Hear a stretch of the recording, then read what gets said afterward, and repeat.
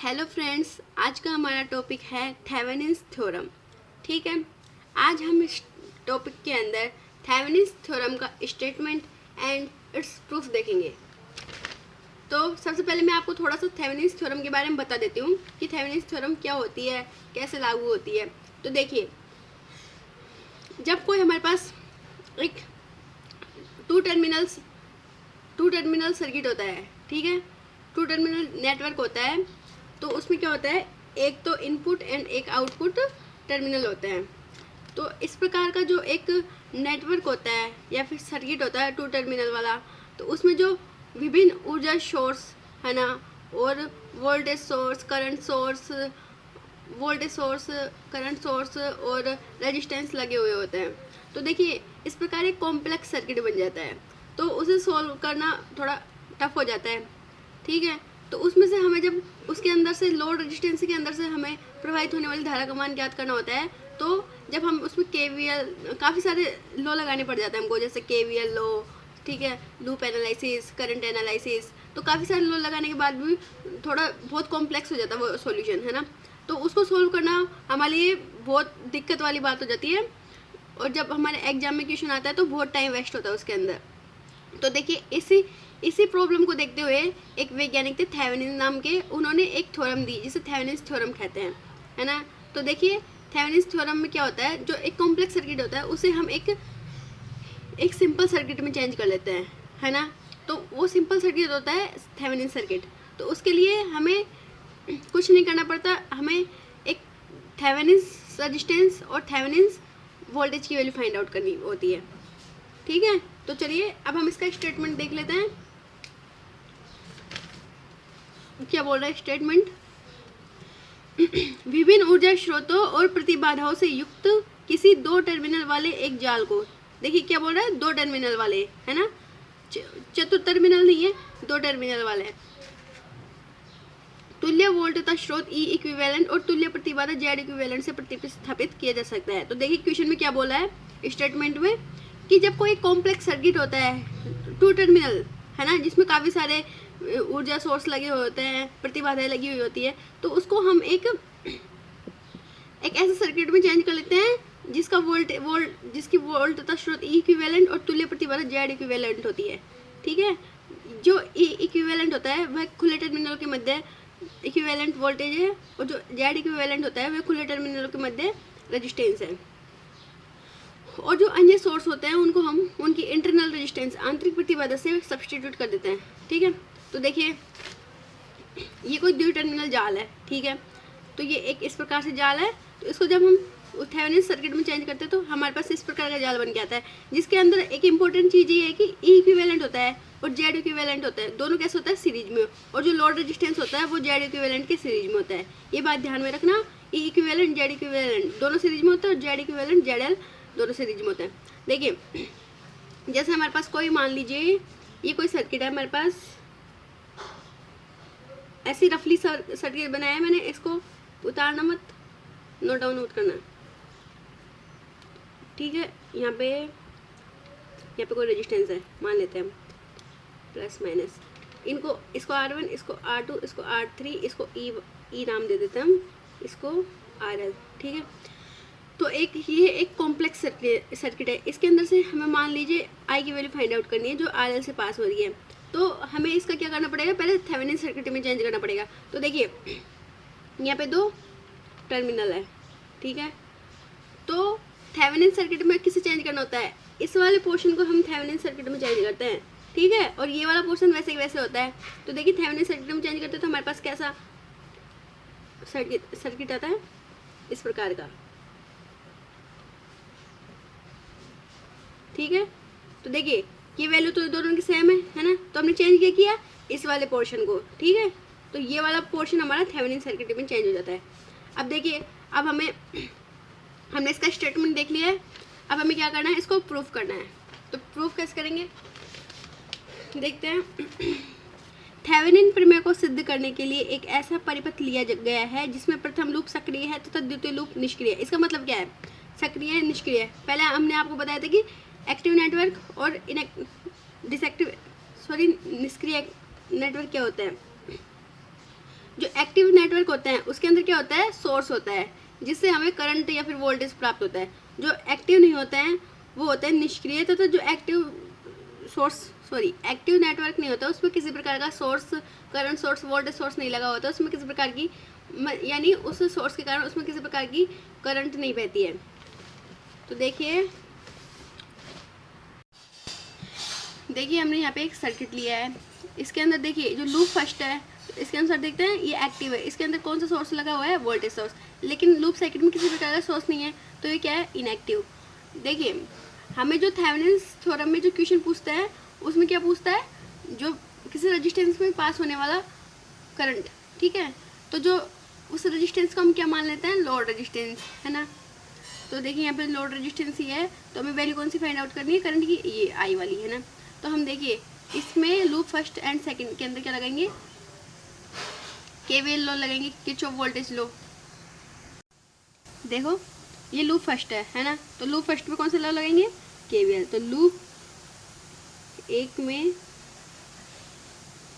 KVL लगाने पर तो क्या होता है केवीएल लॉ, मैंने आपको पढ़ा दिया है, आप वो जो लेक्चर है जिसमें मैंने केवीएल लॉ बताया उसको जरूर देखिएगा। देखिए हमें साइन कन्वेंशन लेना है, तो देखिए हम साइन कन्वेंशन कैसे लेते हैं, यहाँ पे नेगेटिव से पॉजिटिव की तरफ जा रहा है, तो देखिए एक होता है कि हम इसे नेगेटिव लेंगे, अगर इसको हम नेगेटिव लेते हैं तो देखिए अगर इसको नेगेटिव लेंगे तो इसको क्या लेना पड़ेगा हमको, पॉजिटिव। क्यों, क्योंकि हमारी करंट की डायरेक्शन ये है ना, और जाने की डायरेक्शन हमारी ये है, तो हमें पता है जब हम करंट की डायरेक्शन में जाते हैं, है ना, और हमारे चलने की दिशा करंट की डायरेक्शन दोनों सेम होती है, तो जो रेजिस्टेंस होता है उनके सिरों पर जो वोल्टेज होता है वो पॉजिटिव होता है, ठीक है। अगर इसको हम नेगेटिव लेते हैं तो ये पॉजिटिव आता है, अगर हम इसको पॉजिटिव लेते हैं, देखिए ये माइनस से पॉजिटिव हाई वोल्टेज की तरफ जा रहा है, तो इसे पॉजिटिव लेंगे तो देखिए हमें पता है कि करंट कैसे होता है, करंट हमेशा हाई वोल्टेज से लो वोल्टेज की तरफ जाता है, ठीक है। तो यहाँ पे वोल्टेज कैसा होगा, ड्रॉप होगा, तो इसको फिर वोल्टेज को हमें कैसा लेना पड़ेगा, नेगेटिव। अगर इसको पॉजिटिव लेते हैं तो इसको नेगेटिव लेना पड़ेगा, अगर इसको नेगेटिव लेते हैं तो इसको पॉजिटिव लेना पड़ेगा, तो हमने इसको नेगेटिव ले लिया है, ठीक है, माइनस ही, तो ये कैसा हो जाएगा, पॉजिटिव Z1 I1 प्लस ये क्या हो जाएगा, Z3 I1। देखिए Z3 के अंदर I1 के कारण भी करंट फ्लो हो रहा है और I के कारण भी हो रहा है, लेकिन देखिए इसकी डायरेक्शन कैसी है, क्लॉकवाइज, है ना, और इसकी डायरेक्शन कैसी है, एंटी क्लॉकवाइज। इसमें तो हम नीचे की साइड जा रहे हैं ऐसे, और इसके अंदर हम ऊपर की साइड जा रहे हैं, तो यहाँ पे साइन कन्वेंशन क्या हो जाएगा, ये नेगेटिव आ जाएगा, ठीक है, क्योंकि दोनों की डायरेक्शन कैसी है, अपोजिट, ये पॉजिटिव है तो ये नेगेटिव हो जाएगा, minus Z3I is equals to 0। तो देखिए हम यहाँ पे I1 कॉमन ले लेंगे तो Z1 plus Z3 minus Z3I is equals to क्या आ जाएगा हमारे पास, E। इसको क्या नाम दे देंगे, इक्वेशन नंबर फर्स्ट। इसी प्रकार लूप सेकंड के अंदर KVL लगाएंगे, ठीक है, तो लूप सेकंड में KVL लगाने पर देखो यहाँ पे किसी प्रकार का सोर्स नहीं लगा हुआ है, हमारे चलने की डायरेक्शन कौन सी है, क्लॉकवाइज, ठीक है, और करंट कौन सी दिशा में फ्लो हो रहा है, वो भी है क्लॉकवाइज, तो ये कैसा होगा, इसके सिरों पे जो वोल्टेज होगा वो जो पोटेंशियल होगा वो कैसा होगा, पॉजिटिव, ठीक है। तो Z2I यहाँ पे कैसा होगा, ये भी पॉजिटिव होगा, प्लस ZLI ये कैसा होगा, ये पॉजिटिव होगा, क्योंकि हम ऐसे आ रहे हैं ना, ऐसे ऐसे हमारी डायरेक्शन ऐसी है, तो ये भी कैसा होगा, पॉजिटिव।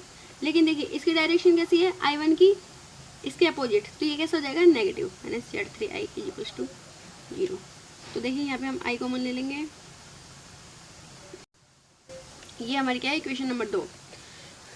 देखिए हमें क्या प्रूफ करना है, अगर दोनों सर्किट सेम होंगे, है ना, जैसे हमने जो कॉम्प्लेक्स सर्किट है उसको थेवेनिन सर्किट में चेंज किया है, अगर दोनों सर्किट सेम कब होंगे, यानी उन दोनों के अंदर से जो लोड रेजिस्टेंस के अंदर बहने वाला करंट है दोनों सेम होगा, तब हम कह सकते हैं कि जो थेवेनिन सर्किट होता है यानी थेवेनिन प्रमेय सत्य है। जैसे क्वेश्चन में पूछा हुआ था, क्वेश्चन में बोला हुआ था, सॉरी कोई क्वेश्चन नहीं है यहाँ पे, जैसे स्टेटमेंट में क्या बोला था, स्टेटमेंट क्या बोल रहा है कि जो हमारा सर्किट है उसे हम एक ऐसे सर्किट में चेंज कर लेते हैं जिसकी वोल्टेज ई इक्विवेलेंट और रेजिस्टेंस जेड इक्विवेलेंट है। ठीक है, तो जब आई की वैल्यू सेम हो जाएगी दोनों, जैसे केवीएल लो लगाने के पहले केवीएल लो लगाने पर आई की वैल्यू और थेवेनिन सर्किट बनेगा, उसमें आई की वैल्यू अगर दोनों में सेम हो जाती है तो हम कह सकते हैं कि थेवेनिन थ्योरम प्रूफ है, सत्य है ना। इक्वेशन नंबर 2, तो हमें किसकी वैल्यू फाइंड आउट करनी है, आई की।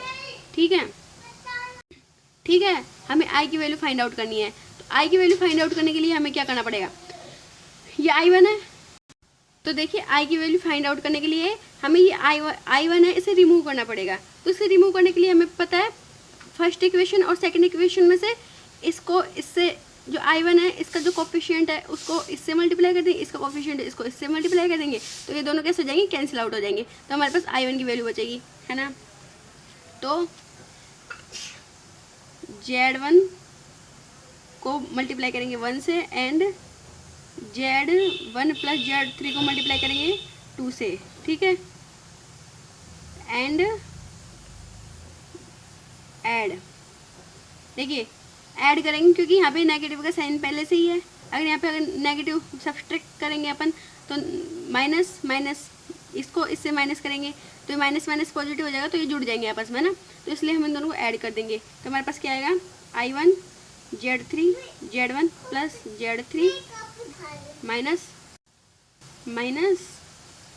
Z3 I is equals to Z3 square I E Z3, है ना। इक्वेशन नंबर 2 में क्या करेंगे, Z1 Z3 से मल्टीप्लाई कर देंगे तो minus I1 Z3 Z1 plus Z3 plus I Z2 plus Z3 plus ZL multiply क्या कर देंगे Z1 plus Z3 is equals to 0। दोनों को ऐड कर देंगे तो क्या आ जाएगा, ये दोनों कैंसिल आउट हो जाएंगे हमारे पास, तो I दोनों में इसको बना जाएगा।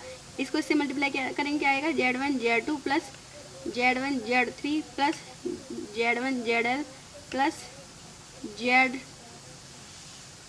Z3 प्लस Z3 का स्क्वायर प्लस Z3 ZL और यहाँ से क्या आ जाएगा माइनस का Z3 square is equals to 0। इससे ये कैंसिल आउट हो जाएगा, तो हमारे पास क्या बचेगा, Z1 Z2 है ना, Z2 Z3 Z1 Z2 Z2 Z3 Z1 Z3 है ना, और क्या बचेगा Z1 ZL Z3 ZL। तो इस वजह से हम ZL कॉमन ले लेंगे तो क्या बचेगा Z1 प्लस Z3। देखिए हमारे पास ये वैल्यू आई थी, है ना। तो अब हम क्या करेंगे, Z1 Z2 ऐसे रहेगा, Z2 Z3 ऐसे रहेगा, Z1 Z3 ऐसे रहेगा, इसमें से हम क्या कॉमन ले लेंगे, ZL, है ना। तो क्या बच जाएगा हमारे पास Z1 plus Z3 is equals to Z3E। तो आई की वैल्यू क्या जाएगी हमारे पास, Z3E upon Z1 Z2 plus Z2 Z3 plus Z1 Z3 plus ZL Z1 plus Z3। Equation number 3 नाम दे देंगे इसको। ठीक है, तो देखिए केवीएल लो लगा के हमने आई की वैल्यू फाइंड आउट कर लिया है। अब हमें क्या करना पड़ेगा, अब हम इसका थेवेनिन सर्किट बनाएंगे। तो थेवेनिन सर्किट बनाने के लिए हमें किस किस की वैल्यू फाइंड आउट करनी पड़ती है, जेड इक्विवेलेंट और ई इक्विवेलेंट। ठीक है, जेड तो हमारे पास होता है पहले से ही, है ना, जो हमें कॉम्प्लेक्स सर्किट दिया होता है उसके अंदर होता है जेड। देखिए अब हमें क्या करना है, दिए गए परिपथ जाल को थेवेनिन परिपथ जाल में परिवर्तित करने पर तो हमारे पास थेवेनिन जो सर्किट बनेगा वो ऐसा बनेगा, जेड इक्विवेलेंट जेड और जेड आई एल, इसमें करंट फ्लो होगा। आई एल की वैल्यू कैसे फाइंड आउट कर लेंगे हम, E equivalent upon Z equivalent plus Z L, है ना, क्योंकि ये दोनों कैसे हैं सीरीज में, इसलिए आपस में ऐड हो जाएंगे। देखिए जो थेवेनिन सर्किट हमारे पास होता है उसको सोल्व करने के उसके अंदर जो जेड इक्विवेलेंट और ई इक्विवेलेंट की वैल्यू फाइंड आउट करने की ये स्टेप्स है। ठीक है, तो इन स्टेप्स के द्वारा हम न्यूमेरिकल को भी सोल्व करते हैं। तो सबसे पहले काम क्या होता है हमारा, आर एल यानी लोड रेजिस्टेंस को फाइंड आउट करना है, जो कि क्वेश्चन में हमें दिया हुआ होता है, जिसमें से हमें क्वेश्चन में हमें दिया हुआ होता है कि हमें आई की वैल्यू फाइंड आउट करनी है। तो जिस रेजिस्टेंस के अंदर से हमें आई की वैल्यू फाइंड आउट करनी है वही हमारे क्या होता है, लोड। ठीक है, लोड रेजिस्टेंस का तो हो गया हमारा काम। अब क्या फाइंड आउट करना है हमें, जेड इक्विवेलेंट का निर्धारण यानी डिटर्मिनेशन ऑफ जेड इक्विवेलेंट। तो इसे फाइंड आउट करने के लिए क्या करना पड़ता है, जेड एल को हटाएंगे सबसे पहले, तो जो लोड रेजिस्टेंस है उसको हटा देंगे हम। ठीक है, उसको हटाने के बाद क्या होगा, जो हमारे पास टर्मिनल है वो खुले रह जाएंगे, है ना। और इसके स्थान पे क्या करेंगे हम, पहले तो हमें क्या करना पड़ेगा, वोल्ट तथा सोर्स है ना, उसको उसकी आंतरिक प्रतिबाधा से प्रतिस्थापित कर देंगे। ठीक है, जब हमें पता है जो वोल्टेज सोर्स है उसे इंटरनल रेजिस्टेंस से प्रतिस्थापित करेंगे तो क्या हो जाएगा, शॉर्ट सर्किट हो जाएगा। और जो खुले टर्मिनल बचेंगे हमारे पास, जहाँ से हमने क्या किया था, लोड रेजिस्टेंस को हटाया था, वहाँ पे क्या हो जाएगी, क्या आ जाएगी हमारे पास, थेवेनिन रेजिस्टेंस की वैल्यू, थेवेनिन रेजिस्टेंस आ जाएगा वहाँ पे, है ना। देखिए यहाँ पे शॉर्ट सर्किट हो गया हमारा, ये Z1 है, ये Z2 है, ये Z3 है ना। ठीक है, ये Z इक्विवेलेंट हो गया। देखिए ये क्या है, ये दो टर्मिनल है ना। तो मान लेते हैं हम यहाँ से करंट फ्लो हो रहा है, तो जब यहाँ से करंट फ्लो होगा तो इसके अंदर जाएगा, लेकिन यहाँ पे क्या हो जाएगा, डिवाइड हो जाएगा, है ना। तो मान लेते हैं यहाँ पे हम, ये V1 वोल्टेज है, यहाँ पे V1 पोटेंशियल है ना। तो यहाँ पे क्या होगा, V2, दोनों का पोटेंशियल डिफरेंस कैसा है, सेम, है ना। तो ये क्या होंगे, पैरेलल होंगे। तो हमें पता है जब पैरेलल रेजिस्टेंस होता है तो R इक्विवेलेंट की वैल्यू क्या होती है, उन दोनों को मल्टीप्लाई अपॉन उन दोनों को ऐड हो जाता है ना। और ये कैसे है, सीरीज में इन दोनों के, तो इसको भी ऐड कर देंगे हम। तो Z इक्विवेलेंट की वैल्यू हमारे पास क्या आ जाएगी, देखिए Z इक्विवेलेंट Z2, ये कैसा है, सीरीज में इन दोनों के, है ना। तो इन दोनों का पैरेलल कॉम्बिनेशन होगा तब ये और ये, ठीक है, ये जब ये दोनों पैरेलल है, जब इनका हम पैरेलल कॉम्बिनेशन करके R इक्विवेलेंट की वैल्यू फाइंड आउट करेंगे ना, तो ये और ये दोनों कैसे हो जाएंगे, सीरीज में। तो इनको हम सिंपली ऐड कर देंगे, है ना। लेकिन इन दोनों को तो हम कैसे ऐड करेंगे, R इक्विवेलेंट की वैल्यू फाइंड आउट करने के लिए Z1 Z3 अपन Z1 प्लस Z3। देखिए हम इसे ऐसे लिख सकते हैं, Z equivalent is equals to Z2 plus, ये दोनों कैसे हैं, पैरेलल, है ना। तो Z1 व Z3 का Z इक्विवेलेंट, है ना। ठीक है, और Z1 Z3 का इक्विवेलेंट क्या जाएगा हमारे पास, Z1 Z3 upon Z1 plus Z2। तो इस प्रकार हमारे पास इसकी वैल्यू फाइंड आउट होती है। ठीक है, अब हमारे पास Z इक्विवेलेंट की वैल्यू आ गई। अब सेकंड स्टेप क्या है हमारी, थेवेनिन इक्विवेलेंट वोल्टेज की वैल्यू फाइंड आउट करना। तो इसे कैसे फाइंड आउट करेंगे हम, इसके लिए कुछ नहीं करना पड़ता है हमें। सबसे पहले हम क्या करते हैं, RL जो लोड रेजिस्टेंस होता है उनके दो टर्मिनल को, उसको तो रिमूव कर देंगे, और दो टर्मिनल उसके ऐसे ओपन रहेंगे, है ना। तो उनके बीच में हम क्या कर देंगे, ई इक्विवेलेंट को सब्सटीट्यूट कर देंगे, है ना, ई इक्विवेलेंट लगा देंगे। तो देखिए यहाँ पे ई इक्विवेलेंट की वैल्यू आ गई, लगा दिए ई इक्विवेलेंट। अब देखिए अब हमें इसकी वैल्यू फाइंड आउट करनी है ना। देखिए ई इक्विवेलेंट की वैल्यू है ना, वो जो Z3 के सिरों पर वोल्टेज पोटेंशियल डिफरेंस आएगा उसके इक्वल होगी, है ना। तो Z3 के सिरों पर वोल्टेज क्या होगा, ई इक्विवेलेंट, है ना। E equivalent is equals to Z3I। अब हमें I की वैल्यू फाइंड आउट करनी है, I कैसे आएगा। तो देखिए I मान लेते हैं इसके अंदर जो करंट है वो I है। देखिए इसके अंदर करंट नहीं जाएगा, पहले बता दिया मैंने, इसके अंदर करंट फ्लो क्यों नहीं होगा, क्योंकि ये एक ओपन सर्किट है ना। क्योंकि अगर यहाँ पे करंट आएगा तो ये एक क्लोज सर्किट नहीं होने के कारण करंट इसमें क्या होगा, घूमेगा नहीं, मतलब करंट यहाँ पे आके रुक जाएगा, है ना। लेकिन हमें पता है कि करंट हमेशा क्लोज सर्किट में बहता है ना। जब तक क्लोज सर्किट नहीं होगा तब तक करंट फ्लो नहीं होगा। तो देखिए आई की वैल्यू हम कैसे फाइंड आउट करेंगे, इसके अंदर क्या करेंगे, हम KVL लॉ लगा देंगे। तो ये पॉजिटिव टर्मिनल, ये नेगेटिव, तो यहाँ क्या आ जाएगा, -E I Z1 plus I Z3, ठीक है, इज इक्वल्स टू 0। तो -E प्लस I को माना जाएगा, Z1 plus Z3 is equals to 0, I equals to E upon Z1 plus Z3। E की वैल्यू फाइंड आउट हो गई हमारे पास। अब सॉरी I की वैल्यू, तो अब I की वैल्यू किस में पुट कर देंगे, हमें पता है E equivalent is equals to Z3I। तो I की वैल्यू रख देंगे हम इसके अंदर, तो E Z3 upon Z1 plus Z3। ठीक है, E इक्विवेलेंट की वैल्यू फाइंड आउट कर ली, Z इक्विवेलेंट की वैल्यू फाइंड आउट कर ली। अब इसको हम थेवेनिन सर्किट के अंदर पुट कर देंगे, है ना। और थेवेनिन सर्किट के अंदर जो बहने वाला करंट है लोड रेजिस्टेंस के अंदर से, उसको फाइंड आउट कर लेंगे। तो देखिए जो थेवेनिन सर्किट था उसके अंदर IL की वैल्यू क्या थी, E equivalent upon Z equivalent plus ZL। तो E इक्विवेलेंट की वैल्यू हमारे पास क्या आई, Z3E अपॉन Z1 Z3, और Z इक्विवेलेंट की वैल्यू क्या थी हमारे पास, Z2 plus Z1 Z3 upon Z1 plus Z3, ठीक है। और Z1 को जेड एल को हम ऐसे रहने देते हैं। तो देखिए Z3E upon Z1 plus Z3, इसको इससे मल्टीप्लाई करेंगे, सॉरी मल्टीप्लाई नहीं करना हमको, जेड इक्विवेलेंट की वैल्यू यहाँ पे ये प्लस करना है ना। तो ये क्या हो जाएगा Z2 plus Z1 Z3 plus ये Z1 प्लस Z3 मल्टीप्लाई क्या हो जाएगा ZL। ये कैसा है आपको पता है, इन दोनों को मल्टीप्लाई कर देंगे, इसको एलसीएम ले लेंगे तो इससे मल्टीप्लाई हो जाएगा और ये ऊपर चल जाएगा। तो क्या बचेगा Z1 प्लस Z3, ठीक है। Z1 प्लस Z3 हम इन दोनों में से कॉमन ले लेंगे। देखिए हम इसके अंदर देख लेते हैं, I is equals to Z3E upon Z1 plus Z3, Z2 plus Z1 Z3 upon Z1 plus Z3 plus ZL, ठीक है। तो ये ऐसे कैसे रहेगा, इसको हम एलसीएम ले लेंगे तो क्या होगा, ये Z1 प्लस Z3 से मल्टीप्लाई हो जाएगा तो क्या बन जाएगा Z1 Z2 Z2 Z3 plus Z1 Z3, ठीक है। अभी Z1 Z3 से मल्टीप्लाई हो जाएगा Z1 प्लस Z3 ZL, अब इसके ऊपर ये Z1 Z3 ऊपर चल जाएगा, ये आ जाएगा, इससे ये कैंसिल आउट हो जाएगा। तो आई की वैल्यू क्या आ जाएगी मेरे पास Z3 upon Z3E upon Z1 Z2 plus Z2 Z3 plus Z1 Z3 plus ZL Z1 plus Z3। ये इक्वेशन नंबर कौन सी आ गई हमारे पास, कोई सी मान लो, लेकिन जो हमारे पास आई की वैल्यू केवीएल के द्वारा आई थी, आई की वैल्यू है ना, और जो थेवेनिन सर्किट के द्वारा आई की वैल्यू आई, दोनों सेम है, समीकरण 3 और 7 समान है, अतः थेवेनिन थ्योरम क्या है, प्रूफ है ना।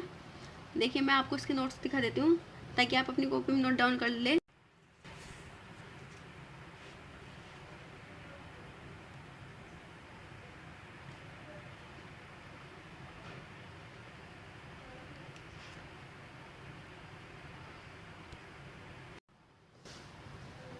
ये हमारे नोट्स हैं।